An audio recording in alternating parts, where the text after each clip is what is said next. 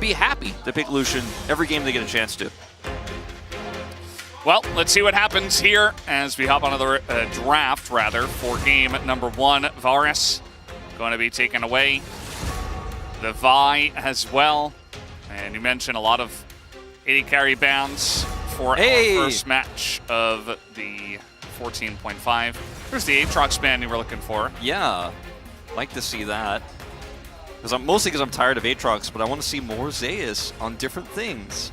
He will abuse the Aatrox, but what else can he do? Hey man, he's only played 16 games of Aatrox this season. That's true. Maybe, you know, maybe I haven't really been giving him credit. His next most played is Cassante at 6-0, and then Yone 3-1. Yeah. Everything else is 1 game. Yep. So. Including the Jace, he did play into Gen G. That was kind of one of more recent niche picks. Final bans here. I mean, Smolder, that could be the angle for the upset. Ox has been pretty outspoken about how that can be a real decisive factor in some of these upsets. Just the sit back and scale, so difficult to deal with. And both Senna and Smolder will be left open. See which one Jiwoo will choose here. Unless they just want to go for a jungle pick, but I don't think you're prioritizing for Sylvie in this draft. Will be the Kalista. So saying, now I have Kalista, so neither the Smolder nor Senna feel good in lane. And also, Guma has played Lucian into Kalista, and it has not gone well for him. See if they want to decide to go that way, or if they think the Senna will break through the laning phase. A risky call here for T1. The Orianna also going to come out here. Faker 10-0 on this pick. Undefeated so far this season. And has played it quite a lot, but wasn't pulling it out as often in recent times. So interesting to see him take it out once again. Renata Glask is available and feels pretty nice. Although, if you are into, you know, a lot of range on the side of T1, can be a bit of an issue as the game comes along. No doubt. See what the counter pick here is going to be for Call Me. Could just try to play way into this. Gives you the scaling later on. Or Talia. Well, Talia is definitely the pick that you'd want to go if you're confident to obviously give some assists to the bottom lane, but they're going to keep that pick hidden and just toss down the Udyr. Remember, Cassante is still available. Dindin could have played that here. Would have been fairly safe blind, but very confident in the Udyr into Cassante matchup he's played so many times, and just feels comfortable blinding it into even the Renekton that's quite strong right now. So see what it's going to be. Is it going to be the Kench into Kalista? Does not feel great, to be honest, but is the best pairing pick left besides the Ornn, who isn't also going to feel great into Kalista Renata. So yeah, this is going to be obviously great the longer the game goes on. It's just going to be tough on those first few levels. Yeah, and it is Keria, so Senna and TK for Keria is going to be pretty insane regardless of what lane they are playing into. They are very proficient at this duo. And, you know, if you didn't pick the TK now, you might be facing like TK Ornn or TK Seraphine bans from the side of Nongshim. It could have gotten a little bit dicey. Yeah, no doubt. Dicier in the bottom lane. Lohei ban for Call Me makes sense. One of the picks that outranges the Orianna and can push her pretty successfully if played well. See a Nocturne ban here. Nocturne Orianna, pretty obvious, and Oner has been the LCK's best Nocturne and the one who's played it the most since he's become relevant again. See what the final ban is here. I don't think you're worried about a Tristana pick or anything like that here, as there's a lot of jungle picks still available here, as we haven't really seen that much, so it will be a Rel that is targeted now, which I think is quite wise.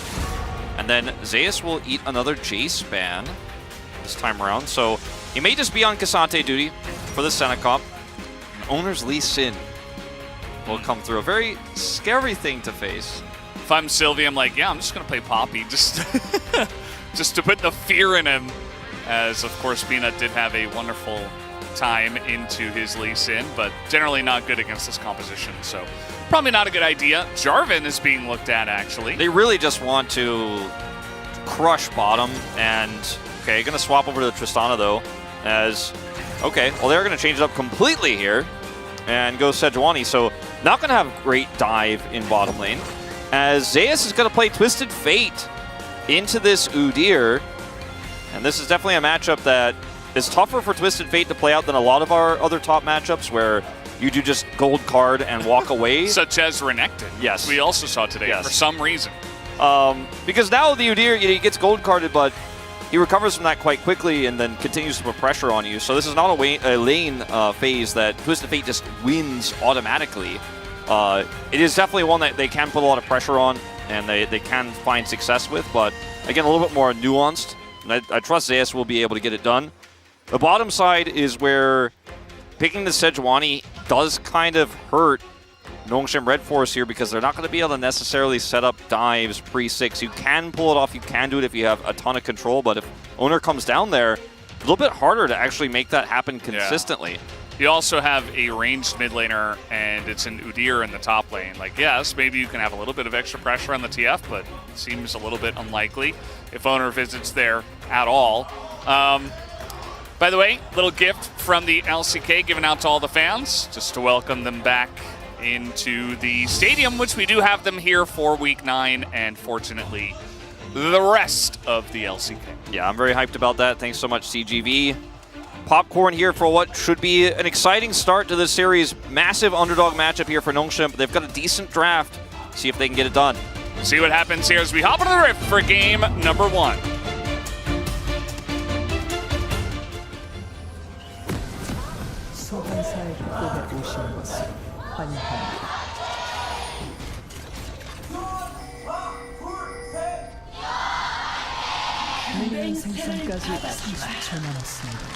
All right, here we go. Match 82. Nongshim versus T1. Nongshim just looking to play spoiler against T1 and try to knock them down a peg, which in that case, if Life Esports did win both of their series, they would get second place, which could be pretty dangerous, but I'm sure T1 are still confident against Nongshim. But we have to still play the games out and see what happens. It's a round-robin format. Peter, Sylvie, and Jiwoo are going to hide in this river brush here, but does not look like we're going to see any face checks. However, they're coming in. Yeah. And Oner's going to see this. Now, he will stay safe, but that's his blue buff gone. Although, could try to potentially fight this, but here comes Call Me. I don't know about fighting this, but they are going to just come over here and grab some Senna stacks, try to be aggressive. Not hopeful for them on this one. Just let it go. Peter's just going to run into them. I mean, they do have a better level 1, so going to win that one. I mean, Tom Senna isn't weak, but Alyssa Renata definitely going to enjoy that. Yeah, just put some sticks in them, and definitely not ideal. As you can see, Dindin has played 9 games of Udyr. It's 4-5. It's been one of his more successful champions this season. You mentioned Zeus. He has only played a few champions. 1 game. Twisted Fate was one of them. Oner, shockingly 1-4 on the Lee Sin. He has not been finding success with this season. Yeah. Even though it's one of his most successful picks career-wise. Well, level 2 hit here. Okay, there Jiu does get it. Nice little handshake as Keria is going to try to get the knockup, but Guma forced to flash away. Jiu does eat a turret shot now, and now Keria's getting in there. And one more auto would do it. Can he get in range? But no, the Q's going to come in from the Renata, and even with the lick, maybe. No, he's going to get the last auto, and that will be first blood going to Keria as Peter immediately trades it back. Really good play from Nongshim going in there, but taking that extra turret shot ruins everything. And the flashes as well to avoid Keria's re-engage. Everything about the beginning of the play was great, but the spacing was good enough there from T1. Guma and Keria will win out on this fight. Oner and Sylvie will clash in the jungle. Meanwhile, with Call Me having prio, definitely not something that Oner wants to tussle with. But yeah, going back to this Tristana, by the way, you know, it's just like what we saw from Yehu in the previous series. So much of this game is on Call Me to find success in this Orianna matchup early. If he gets completely outclassed like we saw Chovy do to Yehu, this whole draft falls apart. Oner tries to stick around to get this ward, and in the 2v2, this should favor Faker and Oner, as now Call Me's eating a huge amount of damage himself, and Sylvie now has to flash away. Q lands from Oner, and that is just a straight up kill. Gets a little bit of help from Faker, and now Oner's coming back. He's angry, and he's not even looking. Call Me just dies and accepts his fate. Well, this may be a precursor of what we got in our second series tonight. Is meanwhile, 16 winning streak here for Guma on the Senna. He's played it with a bunch of different lanes, obviously, but this is the most common with Keria, the Tahm Kench, that he is so good at, so known for. Yeah. And when he gets farm, he gets triple kills. He is a brawling Tahm Kench. Not banning Senna against T1 is a mistake. I think you have to ban it away from that. Well, I think a lot of teams, as we'll watch this play once again, the root comes down and then Keria wants to re-engage. The flashes come through onto Guma, but Jiwoo actually chasing there into the turret is really going to hurt the opportunity here, and then Keria does come over. I really like the cleanse here from Jiwoo. They also get the loyalty program here to actually give the additional shield. Still not enough. And so close to success there. And what I was going to say about that is, there's not much to say here. Unfortunately, Call Me is just super low, and fighting this was not the right call. Sylvia's super frustrated on the player cam after this moment. And then, I mean, I guess there is a lot to say in that. Call Me decides, he goes in the brush there to just back, and he must be in the shop. Yeah, he must be just in the shop. I mean, I don't know. But the point of the Kalista pick is, okay, you can't pick Senna into this. Kalista will crush it. Most of the time when we see these Sennas, as his flash is forced as well. Man, this is no good news. Flashes, I guess. Dinden is getting on in there. He's trying to get this solo kill on the Zeus, but now Gold Guard is going to come out and Zeus will get away. You can see that pressure I was talking about with the Udyr, but he's not able to put anything else on. It will be Ghost's exchange there. And that's still significant, though, because Zeus doesn't have teleport, and he doesn't have level 6. Going to take Swifties and run back as fast as he can. Should be some plate gold going over to Dinden. Yeah, the level 4 Sejuani gank, I mean, Sylvia does not have flash, and yes, Faker doesn't either, but he can just run north as now an ult comes down and Call Me is going to try to take him out, and he does, and now the interrupt on Oner, but he still gets that E down, and Sylvia is not able to do much, unless Oner sticks around. Might have a little scuffle. Miss on the Sonic Wave now, but Flail does not connect. Yeah, just going to be picking up their mid laners CS here for a moment. Lots of action in this one. This is the Nongshim way, okay? Just try to force early, but it's also kind of the T1 way. And they have been a little bit more successful with it, but at least they were able to get that kill onto Call Me. If he ends up dying there without getting the kill, the situation is even more disastrous. Feels like a lot of these plays have been one step forward, 2 steps back here for Nongshim, and T1 just keeps on winning out. His Oner, 3/4 of his team's kills right now, is coming up big every single time. And Faker is reading these plays, calling for Oner to leave the Void Grubs here and come over for the assist. If this Q doesn't connect, that's probably not enough damage to take him out, but it does. Good accuracy there from Oner once again as Call Me is trying to turn this game around. Bought a call as well. But Faker is definitely feeling pretty comfortable with the game state now. And as you can see, despite Zeus getting pushed in earlier, he's actually still maintaining a really nice CS lead. Plus Twisted Fate's passive gold means Dinden won't be doing this to him for very long. Yeah. Dinden just letting the wave push into him. AoEing down the weak ones here. And Call Me in that mid trade actually very nicely calculated. He hit level 6 on the 1 minion. I thought he was going in on level 5, and I was like, this is not going to work, but it was perfect. And this is what happens if you're not all-inning on Tristana, is you're just going to get poked out by Orianna. A lot of matchups end up that way against Orianna. So now Q is going to connect here onto Sylvie as the action does not stop in this early game. Here comes Keria, just going to dive onto 2 people. There's no level 6 for them, but he's got it as Devour comes through. And now Jiwoo's in a lot of trouble as Oner is getting pretty low. The bailout comes in, and actually Jiwoo is fine for just a little bit. As now we get another Abyssal dive, but it's denied as the Lick is going to get the kill from Keria. And we got a little 2-on-2 action now. Peter and Call Me on the run. And meanwhile, Faker just taking mid-turret plates. Yeah, just taking plates here as Call Me is not able to come down here and make an impact on this plate just yet. He's waiting to maybe look to do it, but they know he's missing mid. Yeah. And now he's going to jump on in. He does have his ult, I believe. Maybe not. Just going to auto him down. The E is good enough. But now Keria, a nice little dodge sidestep here from Call Me. And Peter's blocking the Lick. And there's no Devour at the moment. Maybe one more blick. One more Lick for the play. But that's going to be the end of that. Yeah, we'll not be getting the center of that Tootsie Pop. But at the end of the day, it's going to be a trade up here for T1, and Call Me left the lane again. Stayed down there. Faker grabbed 2 plates for it. And VODS, I mean, again, it just feels like Nongshim are trying to drag T1 down to their depths of you know, kind of down and dirty early game League of Legends, and T1 are answering well. Is Zeus maybe in trouble? Nice flash. Good reaction. He's going to get out of dodge. If he doesn't flash that, he's probably dead. Even with Ghost and flash available, or at least he would have taken a lot more damage. Yeah, no doubt. I think he definitely needed to flash it. Reaction time very quick. Does handle it. And he will be pushed out of the lane. So that's going to be good news here for Dundun, who will grab some additional plate gold.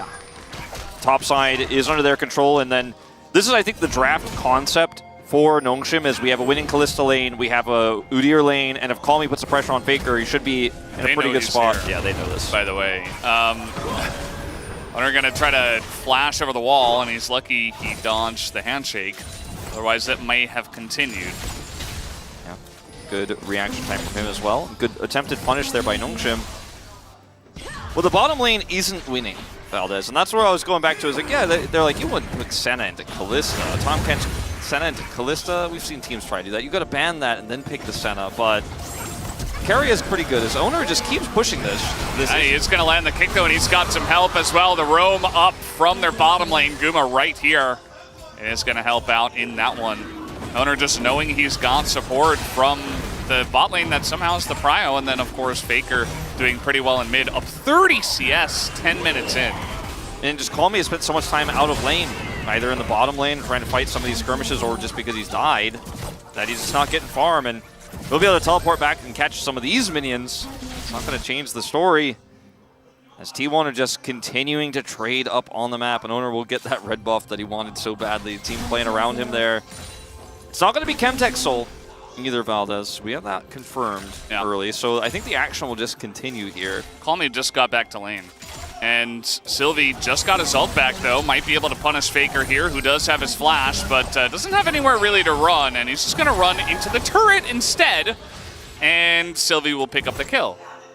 Yeah, Faker looked really frustrated there, but knew there was nothing he could do. Didn't want to waste his flash. It was a really nice path there from Sylvie. The control ward at the top of the river brush, so no way for Faker to have any information there. He was coming from that angle. As that Sonic Wave looks like it's going to miss, but this initially looks like, oh wait, has Oner made a mistake? Because Calmy's here, but he just ward hops away before Calmy can actually ult him into the left side of the map there. Because if he actually ults him faster, maybe something happens there, but instead, just being a turn. And Faker, as soon as he sees Sylvie, he speeds himself up and he's like, And he actually, unfortunately for Calmy, will not be killed by the Tristana. It's actually Sylvie who gets the kill. Well, at least the Knight's Vow purchase does come through. And maybe he'll just use that on Calmy, as you might be getting the bailouts, but we'll have to wait and see where that does go. And here we go once again. Calmy continuing to try to trade onto this one, as he will buffer with the rocket jump. But you can see these trades are not going his way. Sylvie's here this time, try to block this play from Oner. Well, hello. Jungler's going to meet once again. Seems like the 8th time this game. Q going to land, but Oner is just hanging out. And Calmy, he's kind of doing the opposite of hanging out. He's very stressed right now. Yeah. I mean, he has just never had a moment to breathe this entire game. Yeah. And that's how you have to play this matchup when you're leading the charge on it, but he's not. He's actually under so much pressure himself as he's fallen behind and still trying to stay relevant. And Sylvie has had to babysit him, so the Udyr isn't getting too much more value topside either, as Oner's just staying, man. Uh-oh, he has to flash the Senna ult from the river. This is the level of coordination you see on T1 with their communication. Just 2 steps ahead of you. You thought you got away from Oner, yeah, Sonic Wave doesn't get on you, are you safe? No, because you're going to get one more Q from Faker, and Guma's calling for it, Q him one more time, I'm going to ult.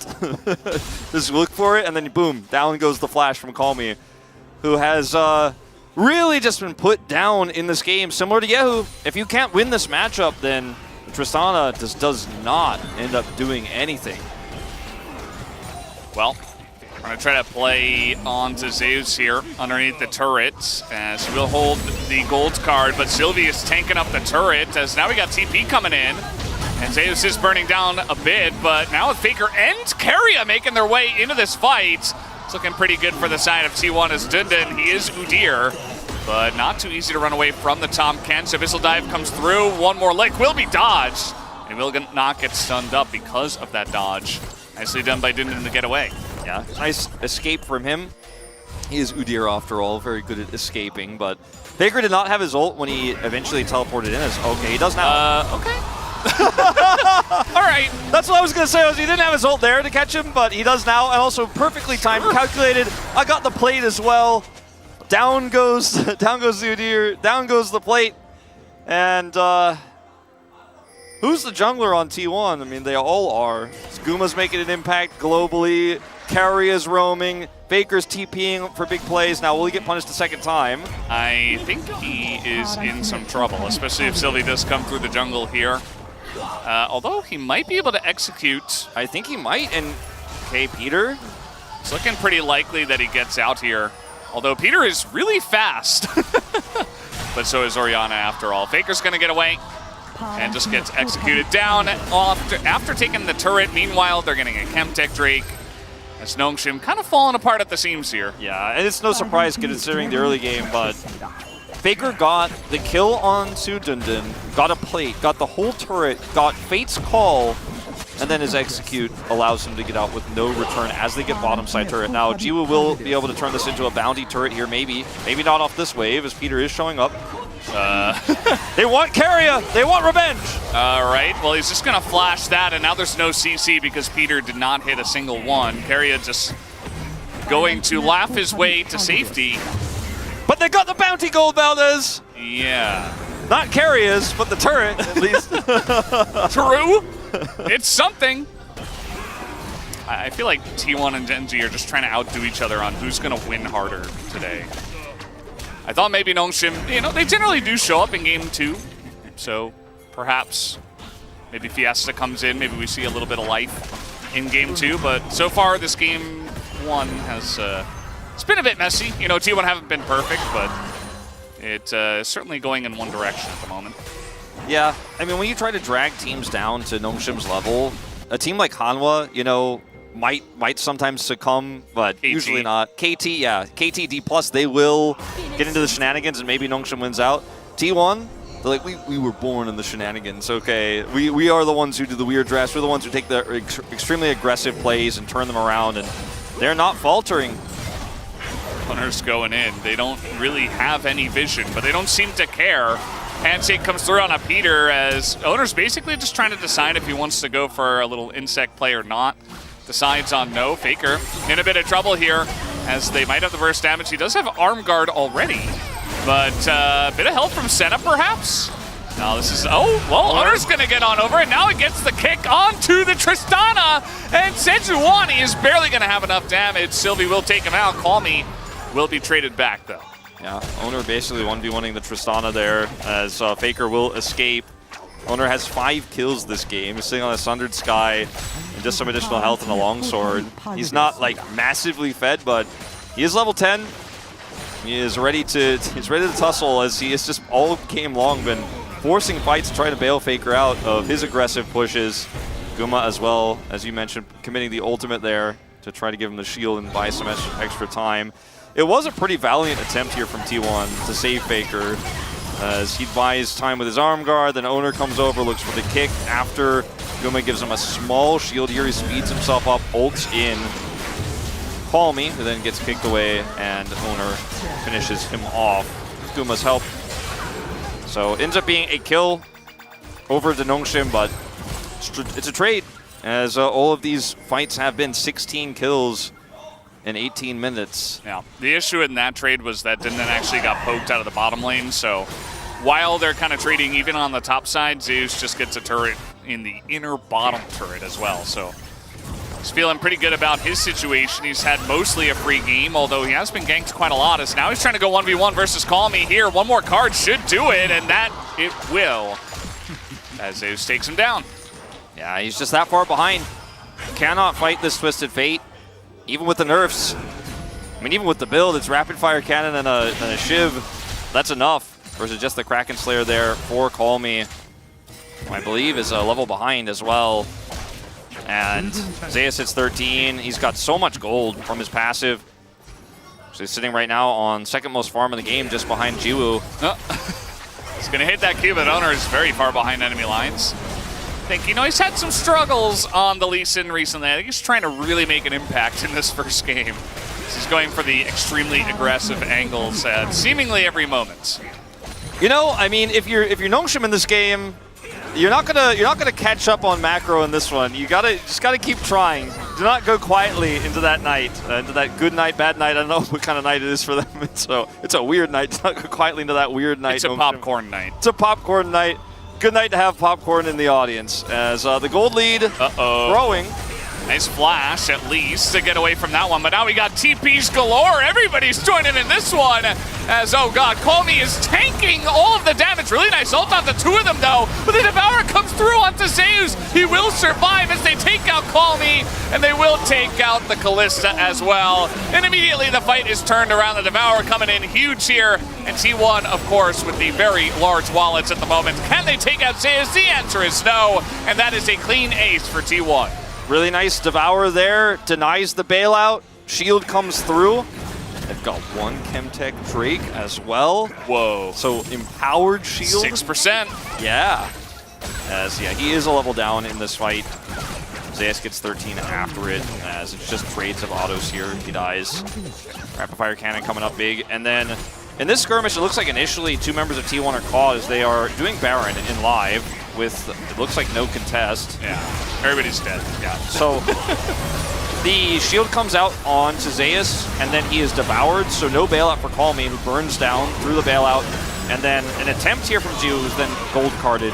Really good team play here from everyone on T1, including Guma, and then shows up for the end of it to give some additional healing, and the damage here will be the one to get the last kill. T1 just so far ahead that if you drag them into those skirmishes and they all rotate over, TP is available. You don't win those. Nice try, Nongshim. 10,000 gold behind nearly at 20 minutes. Yeah, the 20 minutes for 10,000 golds. And it's something we haven't seen in a bit. Swift Heralds is going to be a free 25 extra going into the hands of Faker. And a free Cloud Soul on top of it, no doubt. Not going to happen just yet, but Cloud Soul points.